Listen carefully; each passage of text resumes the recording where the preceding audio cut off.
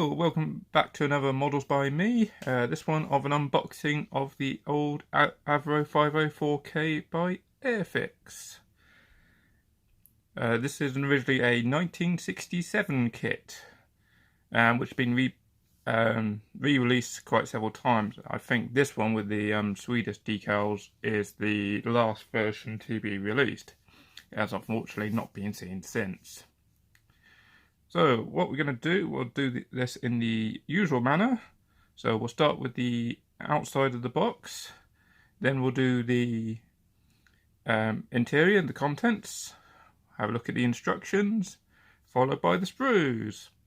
Hopefully if I edited that correctly, all the timing should have popped up as soon as I said it. So, a little bit of history on the Avro 504. It originally first flew in 1913, being introduced into the Royal Flying Corps, and then flew in the Royal Air Force up until 1934, when it was retired. It was still used in the civilian market before 1940 came around, and was pressed into service by the RAF yet again, this time as a target tug and towing gliders. Which for a 1913 aircraft to be doing that up in 1940 is impressive. I'm sure people are going to comment this aircraft or that aircraft. Please do, I'm actually very curious. But I'm not sure of any other aircraft that flew before the First World War and were still in service during the Second World War. So this one was used. Yeah, the 504 does have a distinction of being one of the first airplanes to be strafe enemy infantry on the ground, and was heavily exported. Japanese, Soviets, and quite a few other people all bought and had licensed production variants of this thing. Normally a single-seater. However, the 504K specifically is a two-seat trainer aircraft.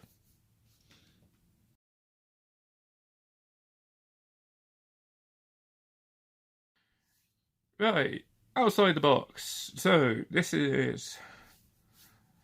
So we got on the outside. We got it. One of the 504s flying in Egypt. Can't guess why. Nice artwork's quite an old one actually. There's thing with some of the old Airfix kits, they just cycled through and used the same box art over and over again. They never really updated it. So you can see this across pretty much all their boxes, and even I think some of the blister packs back in, like I said, 67 when this kit first appeared. Not much else on the front. It does tell you it does include the Swedish decals, which I said earlier, I'm pretty certain that's the last variant of this kit to be released. And on the side, not suitable for under 36. I love it says not suitable for people under 36 or children under 36, and then says A+. Kind of contradictory. Nice, the plane on the side there. Everything upside down. So there we go. We got Egypt in 1920, the one preserved in Hendon, and the one in Sweden again, 1920. Greatest trainer of all time, over 8,000 are built from 1940 onwards, in a variety of versions. So yeah. Then we got the various paints required. Not a heck of a lot. I love it says not included. But then again, you could get the starter kits that did have paint, so yeah, appreciate that saying that. In case you didn't know, this was a model kit. The Airfix flying hours. Now, if you collect the flying hours, get one of those. For those that aren't aware, you could cut all these tokens out, and assuming you're a member of the Airfix, I'm pretty certain you have to be a member of the Airfix club. I can't remember what they're called at the minute. But yeah, you cut them out and send a whole bunch of coupons in, with I think about like £5 for postage packaging or something, and you get a choice of free model. But I think the latest news is these yellow-backed ones are no longer accepted. So you will need to get some of the red ones. One of the red ones. Got that kit out ready. So back to the 504K. And the other side of the box art, exactly the same, just to make sure. Yeah, they're both the same. Okay. Let's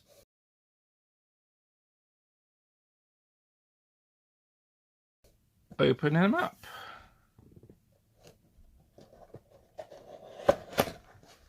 And of course I've done it in the usual manner there.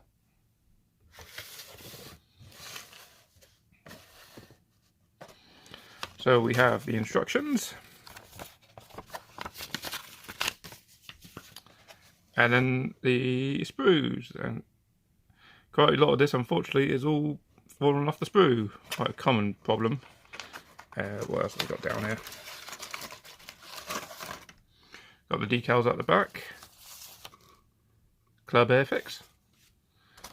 And some more of the instructions in the various different languages. I think this is more just the history of the aircraft plus, yeah, assembly icon stuff. Okay, let me clear this out of the way and we'll have a look at the instructions.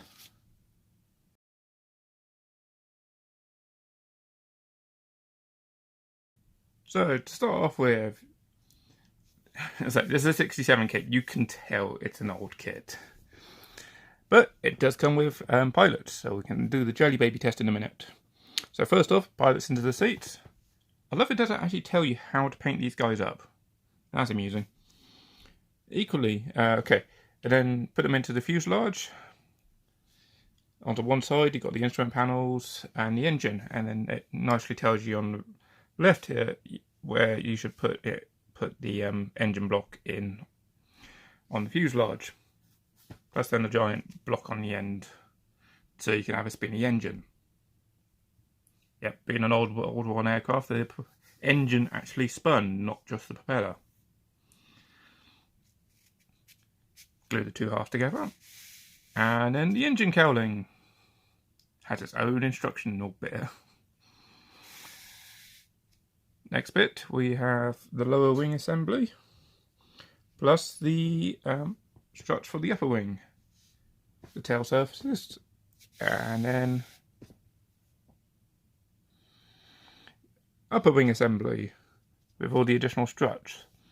What I do with these is, because I've made quite a few biplanes and the odd triplane before, is I normally glue them all onto the lower half, and then I will start at one side and then put the upper wing on, I say this bit, try and hold that together, and then line up that bit, line up those four, and then that bit, and then that bit. Then whilst all together, holding it, clamping it shut in my hands, and then trying to make sure the wings are even and not skew off to one side. If anybody has a better way of doing that, please let me know, because I'm very curious if is there a better way of putting the upper wings on top of a biplane. After that, we then have what will probably be a fuel or oil tank at the top. I'm guessing fuel, but if you do know, please let me know. Stage 6 currently tells you please use the main fuselage from stage 5. Bit redundant, but okay. Put the tail skid on as well as the struts for the tail surfaces. Put the wheels on. And we'll double check, but I'm pretty certain 2930 is just going to be 2 struts, and then you would slide this individual bar in between the holes at the end of those struts, and then you would glue the wheels on the end. So, kind of old way of doing it, but it works. And then finally, the skid. There must be a reason for the skid. I'm guessing in case you went too nose down or your nose down too hard on the landing, it would try and help prevent the propeller being chewed up. Not too sure. Sorry, again, if you know what the skids were actually used for, they disappeared fairly quickly, but if you do know what the skids were used for, if you could let us know in the comment section. Then we have the paint guide. Now, absolutely no painting whatsoever on the inside. But gives you a whole page for it. At least for the outside. So we've got Umbro 11 for silver for the engine cowling. Umbro 64 light grey. So that's the one that's actually on the front of the box art. The training school in Egypt plus all the various decals. For those that aren't aware, you'll see them later on. We have a quick look at the decal sheet. But notice a lot of these all say one number plus another one. The old Airfix kits, you would have the outer roundel, you'd have the roundel done, but the inner circle, the red, was never printed on. Don't know why, but it was never printed there. So you would have to put the first decal on, and then later put the red one on top of that once the first one had dried. And then you would test your knowledge, test your skills, see how close to the middle you can actually get it. And then here we've got 4+6. We'll have a look what that 4+6 is, but I can imagine it's the tail fin with the triple colours, and then the serial number on top of that. You can see the rigging wires on there, but it doesn't give you a rigging guide. Being an old kit, but it doesn't give you any rigging guides there, so you're going to have to look that one up. Next one, the one actually hiding in Hendon. The black cowling, Umbro 30, which is dark green on the upper surfaces, and 74. I wasn't too sure what 74 was, but it's actually linen, a yellowy beigey colour, which you can see will be the undersides of the wings and the tail surfaces. Same again, not a lot of decals there. Last one, the Swedish one, which we got 85, which is satin black, and Umbro 128, which is US Compass Grey. Okie dokie, so we got a grey variant, a green variant, and another grey variant. You also notice it does say additional colours here, 34 and 110 specifically. These are to be scattered about, but it doesn't really tell you. Oh, yes, it does. Go all the way down here. There's 110. It's the wood, it's the propellers, and the skid, and the struts. 34B.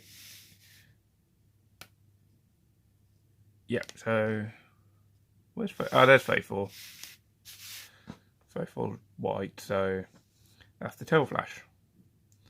Right, that's it for the instructions. Let's have a look at the, well, we'll say the sprues, but more the components than the sprues.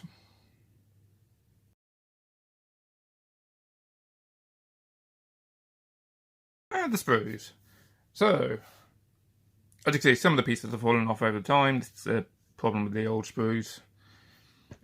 Hopefully they all stayed in the box, so when you come around to making this thing later, they would all still be in there. So first off, let's might as well start with the one closest to us. So we've got a couple of the struts, the tail surfaces there, and there's injection pin marks right there on the underside. There you go, to focus. Strip them over. So yeah, at least it's on the underside, so you won't see it, but it's just annoying it's there and not necessarily on the sprues themselves. There's the wheel. There's a couple of missing items, which are probably those two back there. And the good old propeller.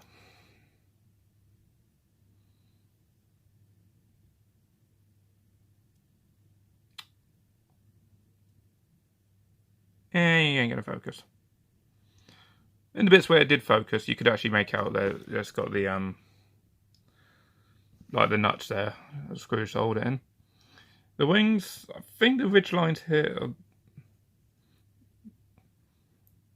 the frame lines are just a bit too pronounced.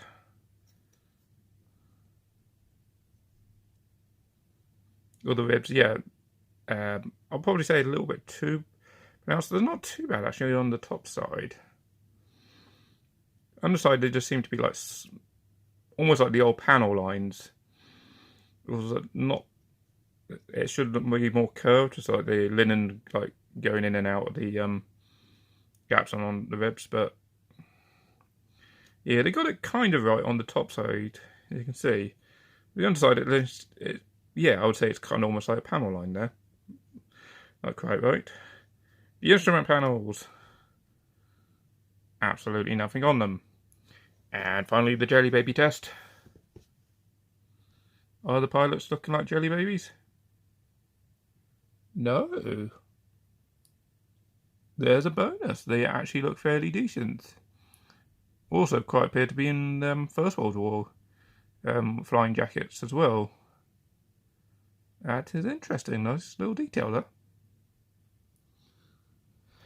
So, okie dokie. That's the first sprue. Let's have a look at the second sprue with the fuselage. And the first thing I look at is the extra stuff that isn't letting me focus on. There we go. It's not a lot there. Oh yeah, there's the landing gear struts with a hole at the top. So, yep, there he is. On the plus side, you do have these little notches. So you make sure you double check with the instructions. Do the struts go on the outside of these little notches, or the in? Well, it won't be on the inside. It has to be the outside. Silly me. There's the ring struts and more there. The fuel/oil tank. One of the seats, because see the other one's there. And let's have a look at the fuselage. So the detail isn't too bad once it focuses. Come on. There we go. Not too bad. You can see some stuff there. Annoyingly, it's probably going to be, when you paint it over it, you're going to lose most of it. You've got like the foot hand rests there. And just about make out some of like the ribbing there. Longitudinal ribs, struts there. And the tailpiece, not too bad. And looking at the other side, yeah, so on the plus side, when you flip it over, you don't actually have to worry about the tail piece lining up, because that's just the one piece, and then you just line up that half with that bit. But let's have a look at the interior. Yep, non-existent. I'll just have a look at this one quickly, this side. And, whoops.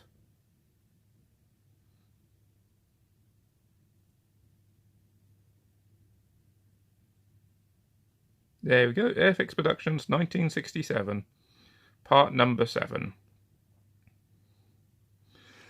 So, yeah, I say that side is pretty much the same, minus the like the foot hand rests. Let's have a look at the other wing. Again, pretty similar to the top wing as well. Again, the got the ejection pin mark slap bang across the wing. But yeah, they're definitely more pronounced than, say, the top. Might be a bonus painting them if you dry brush. Might be the reason behind it, but it seems a bit too rigid for me. Unlike, say, the top, nice and smooth. The engine.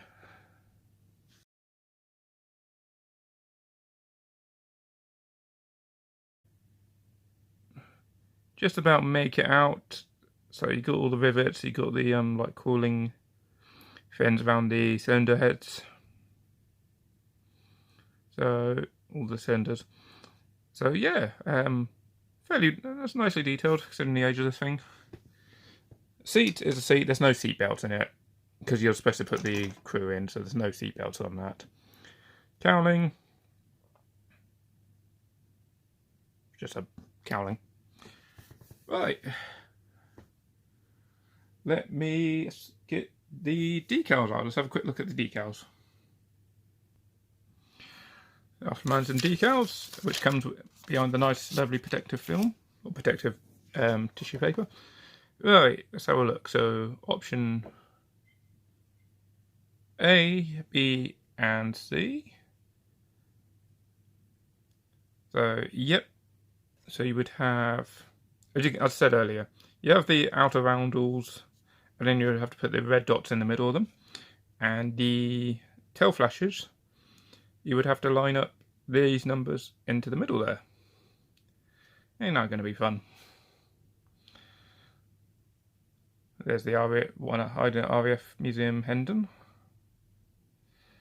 And the last one, oh, Swedish Navy. Okay, interesting. So yeah, consider these decal sheets, and then you would have a look at the newer ones, and it's like, oh, do not stand here, footprints, and God knows how many extra additional decals, and yeah, the old ones are literally, there you go, done. So yeah, that's about it. Right, let me box up and final thoughts. Just realised I didn't do the underside of the box, but the underside of the box is just a plain old cardboard box, so there's nothing there. So, final thoughts. It's an old kit. I'm sure many people have made various old kits before, and it's product of its time. It's going to be a fairly simple build to actually make and do. But being a biplane, you're going to have problems with the struts. But it's going to be quite a fun little kit to do. Marks its place as quite a unique kit, and quite a unique thing of history, being a First World War aircraft that served in the Second World War. So yeah, it's a nice little one to add to people's collections, assuming Airfix ever releases this one, or somebody else buys the mould and re-releases it themselves. So if you like the video, please hit likes and subscribe for more. Yeah, please leave a comment see if there's anything I've missed with this thing. Was it actually a single seater, or was it actually two-seater all along? Is it trying to deceive me?